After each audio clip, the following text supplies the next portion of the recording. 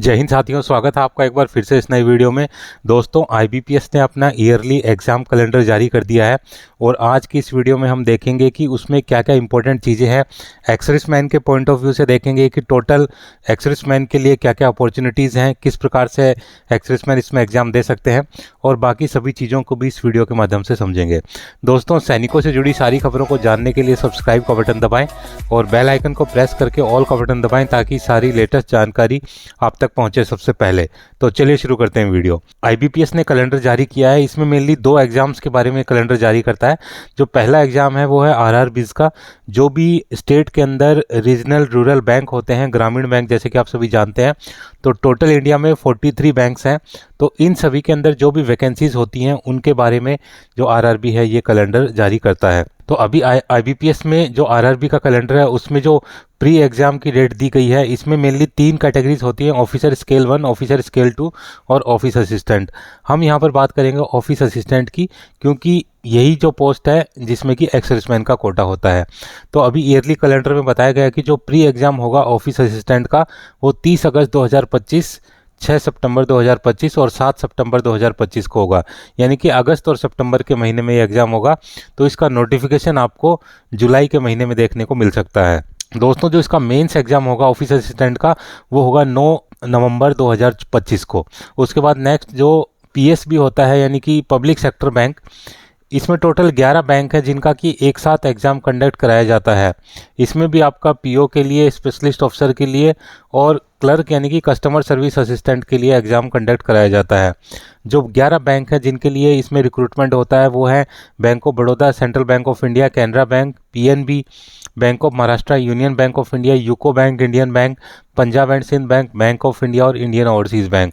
तो ये सारे 11 सरकारी बैंक हैं जिनके लिए ये एग्ज़ाम कंडक्ट कराया जाता है।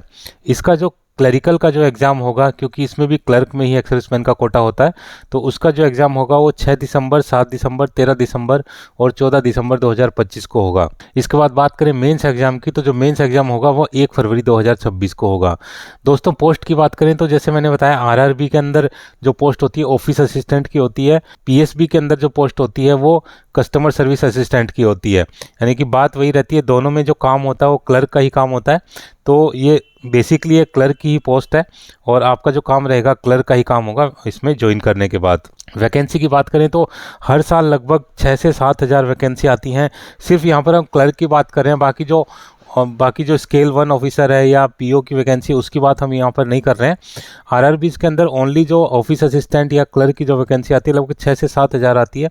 कभी कभार ये घटती बढ़ती रहती है, लेकिन एक एवरेज हम मान के चलें तो 7 हज़ार के आसपास वैकेंसी आती है। और पीएसबी के अंदर भी लगभग 7 हज़ार की वैकेंसी आती है। पिछली साल 7 हज़ार टोटल 22 वैकेंसी थी।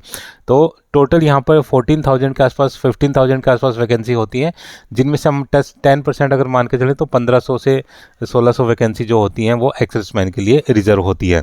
दोस्तों, इसमें एक्सर्विसमैन और डिसेबल एक्सर्विसमैन दोनों ही कैटेगरी के लिए वैकेंसी होती है। दोनों ही इसमें अप्लाई कर सकते हैं। जब इसका नोटिफिकेशन निकलता है तभी स्टेट वाइज इसमें रहता है कि कितनी वैकेंसी किस स्टेट में एक्सर्विसमैन के लिए रिजर्व है और कितनी वैकेंसी किस स्टेट में डिसेबल एक्सर्विसमैन के लिए रिजर्व है। दोस्तों, एजुकेशन क्वालिफिकेशन की बात करें तो इसमें ग्रेजुएशन मांगी जाती है, लेकिन जिन लोगों के पास ग्रेजुएशन नहीं है, ग्रेजुएशन सर्टिफिकेट है जो कि 15 साल सेना में नौकरी करने के बाद मिलता है, तो उसके बेस के ऊपर भी वो इसमें अप्लाई कर सकते हैं। दोस्तों, एग्ज़ाम की बात देखें तो एग्ज़ाम में कोई ज़्यादा अंतर नहीं है। सिर्फ अंतर इतना ही है कि जो आरआरबी का जो प्री एग्ज़ाम होता है उसमें सिर्फ 2 ही सब्जेक्ट्स आते हैं, आपका मैथ्स और रीजनिंग। इसमें इंग्लिश नहीं आती है और बाकी जो आप आईबीपीएस का देंगे उसमें आपको इंग्लिश फेस करनी पड़ेगी। आरआरबी का जो मेंस एग्ज़ाम भी होगा उसमें आपको हिंदी या इंग्लिश में से एक सेलेक्ट करना पड़ेगा। तो जो लोग इंग्लिश में जिनकी थोड़ी प्रॉब्लम है या जिनके लिए इंग्लिश डिफ़िकल्ट है, उनके लिए आरआरबी का ऑप्शन ज़्यादा बढ़िया है, क्योंकि वो इंग्लिश का एग्ज़ाम इसमें नहीं लगता है। दोस्तों, नेक्स्ट इसमें एज रिलैक्सेशन की बात करें तो दोनों में सेम एज रिलैक्सेशन है। उनको जो भी अपने SC ST एक्सर्विसमैन कैटेगरी है उनको छोड़कर बाकी के जितने भी एक्सर्विसमैन हैं उनके लिए इसमें अपनी प्रेजेंट जो एज है उसमें से अपनी सेना की सर्विस को 3 साल को माइनस करना है। और जो SC ST को जो कैंडिडेट हैं उनको थोड़ा और रिलैक्सेशन है, उनको 3 की बजाय 8 साल और माइनस करना है। और उसके बाद जो उनकी एज है वो प्रिस्क्राइब्ड जो एज लिमिट है उससे कम होनी चाहिए। दोस्तों इसमें जो IBPS की वेबसाइट है उसके ऊपर समय समय पर इसकी अपडेट आती रहती है। हालांकि मैं भी अपनी वीडियो के माध्यम से उसको अपडेट करता रहता हूं, लेकिन फिर भी IBPS की वेबसाइट पर जाके आप इसके लेटेस्ट अपडेट जान सकते हैं। जब भी इसका ऑफिशियल नोटिफिकेशन निकलता है या नोटिफिकेशन के बारे में कोई भी नई जानकारी होती है तो आपको IBPS की वेबसाइट पर मिल जाती है। दोस्तों जो लोग सेना में नौकरी कर रहे हैं वो भी इसमें अप्लाई कर सकते हैं, उनको भी एक्सर्विसमैन कोटा मिलेगा। लेकिन अब ये एग्जैक्ट कह पाना मुश्किल है कि किस डेट तक के रिटायरमेंट वाले इसमें अप्लाई करेंगे। लेकिन इसमें क्योंकि एग्ज़ाम की डेट आ चुकी है, अगस्त और में एग्ज़ाम इसके हैं, तो इसका मोस्ट प्रोबेबली जो जून जुलाई में इसका जो है नोटिफिकेशन निकल जाएगा। और जैसा कि आप जानते हैं जो नोटिफिकेशन के अंदर जो लास्ट डेट होती है अप्लाई करने की, उसके 1 साल के भीतर भीतर जो लोग भी सेना से रिटायर हो रहे हैं वो सभी इसमें अप्लाई कर सकते हैं। तो आप मान के चलिए कि जो लोग भी अगले साल यानी कि 2026 में जून जुलाई से पहले रिटायर हो रहे हैं वो IBPS की इस भर्ती को टारगेट कर सकते हैं और इसके लिए तैयारी शुरू कर सकते हैं। दोस्तों प्लेस ऑफ पोस्टिंग के बारे में जैसे कि आप जानते हैं RRB के अंदर जो भी ग्रामीण बैंक होते हैं उसमें आपको किसी स्टेट को सिलेक्ट करना पड़ता है और उस स्टेट के अंदर ही आपकी जो है पोस्टिंग रहती है।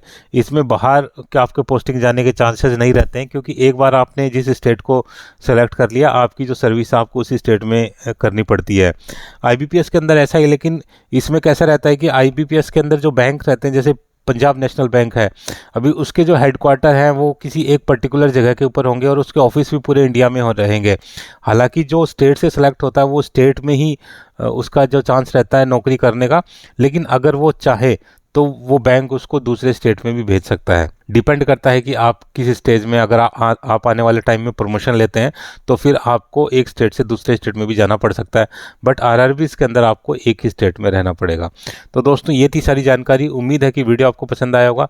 वीडियो अगर पसंद आए तो लाइक शेयर सब्सक्राइब करना ना भूलें और बने रहें मेरे साथ इसी प्रकार के इंटरेस्टिंग वीडियोज़ के लिए। वीडियो में बने रहने के लिए आप सभी का धन्यवाद। जय हिंद।